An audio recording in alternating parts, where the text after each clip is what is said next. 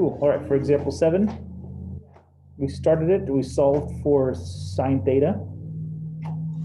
And then at this point here, what we want to do is we want to take this little piece right here. We want to take the, want to keep the angle measurement inside there, or the ratio positive, because we just want the reference angle. And we get theta hat again. But we also know that so there's a angle measurement, a triangle that has 48.6 degrees inside it. But because it's negative originally, we know it has to be in quadrants 3 and 4. That's what we begin with.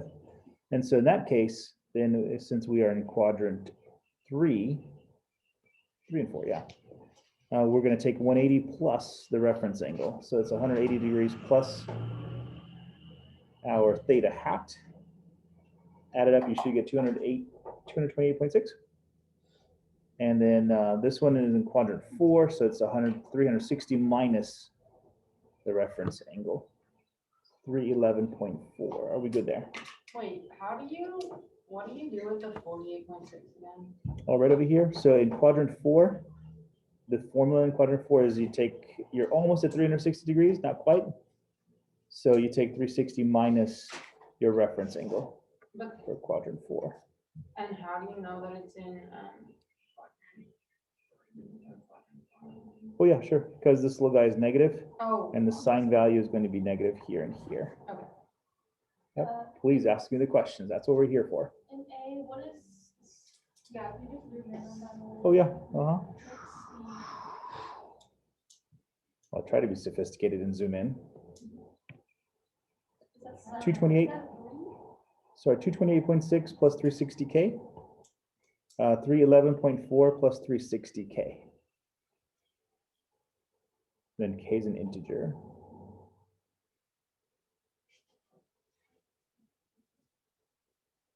That's what you guys are asking. Not the whole problem. Do all over again.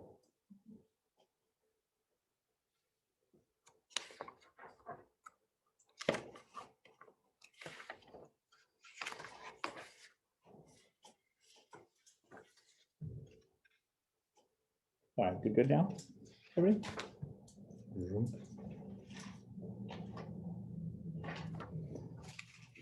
And let me skip around just to make sure we have enough time. This one, example 8, is just to convert it into,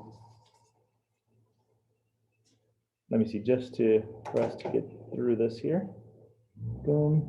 Let's go on to the next one here. We're going to skip 8. We're going to jump to 9.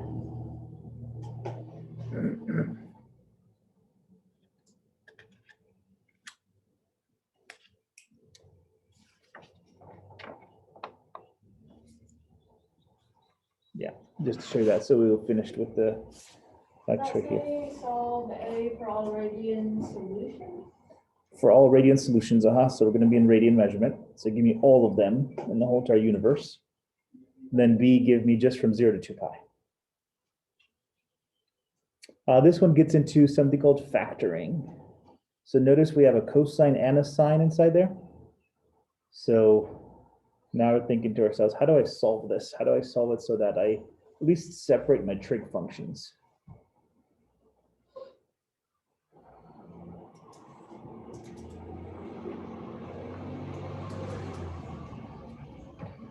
And since I have a cosine in one term, cosine in the other, how about if I factor out a cosine x? All yours there to factor out.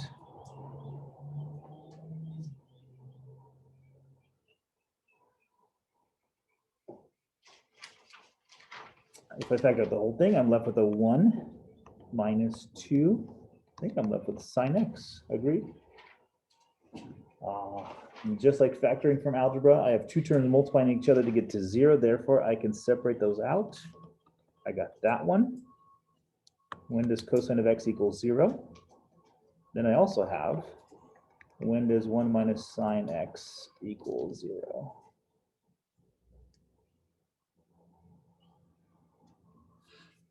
All right, this one's pretty solved, so I guess I gotta look at my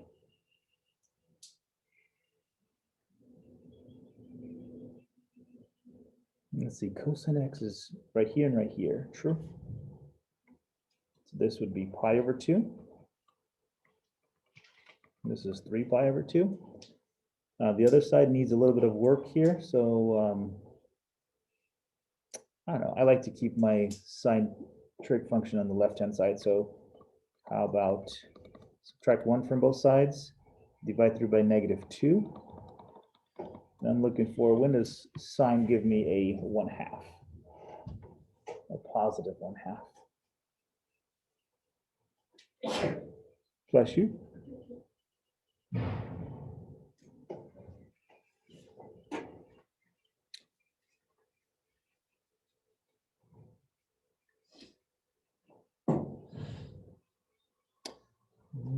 See, I'm thinking this one right here, right? It's just starting to go up, and I'm thinking in quadrant 4 as well, just starting to go up. So maybe pi over 6 over here, and a 5 pi over 6 over here. And we're still not going to get through it. Okay. So I have that one, that one, that one. Now I have 4 answers here. So again, the B part is easier to do. Just list them. Part B, 1 pi over 2, 3 pi over 2, 5 pi over 6, pi over 6 in any order whatsoever. Part A is I'm going to list all of them. So you could say each one of those and add a plus 2 pi x to each one of those. We good? A little bit tiny more sophisticated, which probably the answer in the back of the textbook is whenever you see something that's exactly 180 degrees away from each other, like these guys right here. With the book, it tries to condense down the answers, and it goes like this. Pi over 2 plus pi k. Are we good there? Because it would be pi over 2 plus 2 pi k, then it will be 3 pi over 2 plus 2 pi k. It puts it together as one piece here. And these guys have to be separate because they're not 180 degrees away from each other. So 5 pi over 6 plus 2 pi k, pi over 6 plus 2 pi k, where k is an integer. Okay, chicken scratch, let me change it. K is an integer. Did get Wait, is to, that for the pi over 6 plus 2? for all of these right over here, for all 3, yeah. Because I have a k in each one of those, there's a k there, there, and there. So I'm defining k at that point. Is that 5 pi over 6? 5 pi over 6, plus 2 pi k. All right, so we didn't get through 6.1 as I thought I was going to get through. So in 14 days from now, we'll finish up 6.1. We good? Guys, enjoy your break. I'll see you guys in a long time. So are you just gonna update the scores on Google Classroom? Yeah, if I can have your exam corrections back, and I'll give you the full credit for 15. Do you want And- our exam back too? And the exam back as well, yeah. So I need exam, test corrections back to me.